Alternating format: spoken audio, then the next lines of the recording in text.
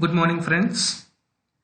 Once again, I welcome you on the lecture series of course Elements of Machine Design.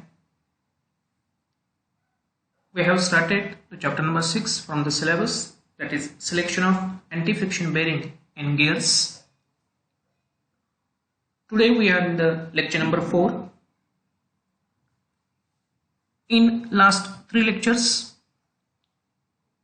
we have seen the introduction about the bearing, what is the function of bearing, how bearings are classified, what are the applications of the bearing as per the load acting on the bearing and different working conditions. We have also undergone the different bearing materials and their properties. What are the requirement of the bearing materials? So today we are in the lecture number 4. We have also seen the different terminology associated with the bearings, that is static equivalent load, dynamic equivalent load, what is meant by the rating life of bearing, Summerfield number. So today in lecture number 4 we will see how the bearings are selected from the manufacturer's catalogs. As there are different types of manufacturers are available in the market, while selecting a particular bearing for a application, these catalogs are provided by the different manufacturers, and from that manufacturing catalogs we have to select a particular bearing for a particular application. So let's see what are the different steps that we need to take while selecting a bearing from a manufacturer's catalog. So this is the outline, or what I can say, a flow chart that has been shown. It shows the different steps that we need to take while selecting a bearing from the manufacturer's catalog. So start with the step number first. This step number first is the calculation of the value FR and FA. That is, in step number first, we need to calculate the radial and axial load reaction acting on the bearings. At the time of the classification, we have seen what are the different types of the loads that acts on the bearing. So two major loads that acts on the bearings are the radial load and axial load. So first of all, while selection of a bearing, first we need to find out these reactions, that is axial load acting on the bearing and radial load acting on the bearing. After calculation of the axial and radial loads acting on the bearing, the next step is to decide the shaft diameter on which the bearing that we have to mount it. We know that we are mounting the bearings on the shaft. The function of the bearing is to reduce the friction between the two moving parts. So next step is to decide the diameter of the shaft on which the bearing is to be mounted. While after deciding the diameter of the bearing, the next step is to decide the application. Now select the proper size of the bearing suitable for a given application. We know that for which application we have to use that bearing. So depending upon the application for which we are using that bearing, we have to decide that bearing. So in first 3 steps, first we have to calculate the radial and axial load acting on the bearing, that is component FA and FR. Second step is to decide the diameter of the shaft on which we have to mount that bearing. Third step, decide the application for which we are actually selecting that bearing for a given application. So after selection of application, the next step is here we have selected the type of bearing. we have undergone these 3 steps, then we have selected the type of bearing. Now after selection of type of bearing, first of all we have to select a bearing of extra light series. We have to select a bearing of extra light series depending upon the application, calculated values FA and FR and shaft diameter. Now after calculation of these 3 values and after selection of bearing, we need to calculate the basic static load rating that we have seen during the terminology of the bearing. We need to calculate the basic static load rating of the selected bearing from the catalogs. Now these values are available in the catalog, because up to point number 4, up to step number 4, we have selected a particular bearing from the values of FA, FR, shaft diameter and application. Now after from this, we have to find the basic static load rating from the catalog. Now after finding the static load rating from the catalog, that is the value of CO, we need to find the value of C. Now C is the dynamic load rating of the bearing, or equivalent dynamic load acting on the bearing. CO is the basic static load rating, C is the dynamic load rating. After deciding these 2 values, after taking these 2 values from the manufacturer's catalog with reference to these parameters, with reference to these parameters we have selected the bearing, and after selection of bearing we can get these 2 values from the manufacturer's catalog. Now after deciding these 2 values, we have to go for the ratio of FA to FR and FA to the CO.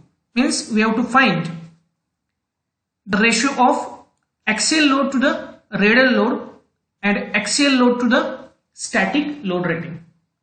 Means we have to find out these values, FA upon FR, that is axial load to the radial load and axial load to the basic static load rating. Because these 2 values, because these 2 answers, these 2 parameters will help to find the value of X and Y, that is radial and thrust factors from the manufacturer's catalogs, because these 2 values are depends upon the answer of these 2 ratios, FA upon FR and FA upon CO.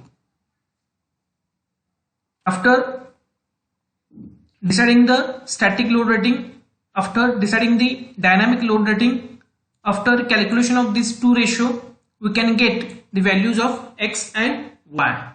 Depending upon the answer of step number 3, that is FA upon FR and FA upon CO, we can select the values of X and Y, that is thrust factor and radial factor from the manufacturing catalog. Now after deciding the thrust factor and radial factor from the manufacturing catalogs, we have to find out the load factor or application factor from the manufacturing catalog. These values are available in the manufacturing catalogs. These values depend upon the values of these X and Y. So from this we can find out the value of Ka from the manufacturing catalogs. Now after selecting the value of Ka from the manufacturing catalogs, we need to determine the equivalent dynamic load, that is PE, equivalent dynamic load. Now V is the velocity is there, X we have actually decided from the manufacturer catalogs, Y we have decided from the manufacturer catalogs, value of K we get from the manufacturer catalogs, FA and FR we have actually calculated in number step 1.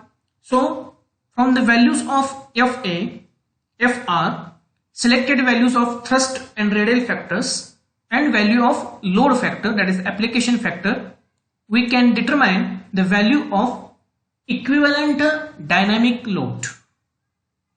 In previous step, we have selected the value of dynamic static load rating.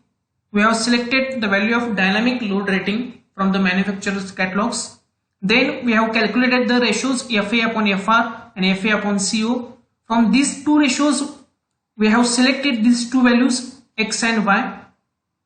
We have the value of X, we have the value of Y, we have the value of FA, we have the value of FR, we have the value of load factor. From this we can determine the equivalent dynamic load, that is the PE. Equivalent dynamic load acting on the bearing. Now after calculation of the equivalent dynamic load, now in step number 4 we have selected the type of bearing. If that bearing is ball bearing, then we can take A as a 3. Now A is this value A. Now this is the equation for the required dynamic capacity. Here we have calculated equivalent dynamic load. This is the rated dynamic capacity, and this is the required dynamic capacity. In first step we have calculated static load rating. This is the dynamic load rating, and this is the equivalent dynamic load, and this is the required dynamic capacity. Now formula for the required dynamic capacity is the equivalent dynamic load in bracket life of the bearing. L base to the 10 means life of the bearing raised to 1 by A. So this A depends upon whether this bearing is ball bearing or roller bearing. If the bearing is ball bearing, then we can take the value of A as a 3, and if it is a roller bearing, then we can take the value of A as a 10 by 3. So up to this step we have calculated the equivalent dynamic load. Here we have calculated the equivalent dynamic load. Then calculate the approximate bearing life in hours.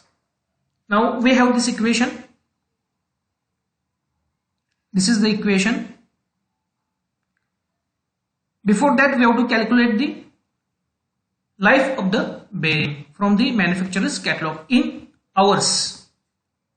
Calculate the approximate bearing life in hours from the type of bearing, operation and type of machinery that depends upon the application, and calculate the required basic dynamic capacity for the bearing by using this relation. Here this relation is there. Now this is the required dynamic capacity. This is the required dynamic capacity. Here we can calculate the required dynamic capacity. Here CR, required dynamic capacity. From this equation we can calculate the required dynamic capacity, because we have life of the bearing, we have equivalent dynamic load. From this equation we have the value of A. If ball bearing is there, then value of A is 3, and if roller bearing is there, then value of A is 10 by 3. Then by this equation we can calculate the required dynamic capacity. Now if this required dynamic capacity is less than dynamic rated capacity, this is the dynamic load, rated dynamic load. This is static rating of the load, this is dynamic rating of the load. If this CR is less than or equal to, or what we can say, if this rated capacity is greater than required capacity, then stop, the procedure is over. And if this value, that is rated dynamic capacity, if this rated, we have selected this CO and C from manufacturer's catalogs, and here we are calculating the required dynamic capacity by using this equation. If this required dynamic capacity is less than rated dynamic capacity, or if this rated dynamic capacity is more than required dynamic capacity, then stop, your procedure is complete. But if not, means if rated dynamic capacity is not more than required dynamic capacity, then we have to again go to this step, because the selection of these two values are then wrong, because we have selected wrong values. If this calculation, this answer comes less than this value, selected value C, then your procedure is okay. But if this value comes more than the selected rated dynamic value, then we have to repeat the procedure from this step number 4. Calculate the required basic dynamic capacity for the bearing by using relation this. If this CR is less than C, that is CO, that we have selected, basic static load rating, if this value of dynamic load rating C is more than the required dynamic capacity, then your process is okay. But if this value is less than your required dynamic capacity, then we have to repeat this procedure. Once again, try to understand.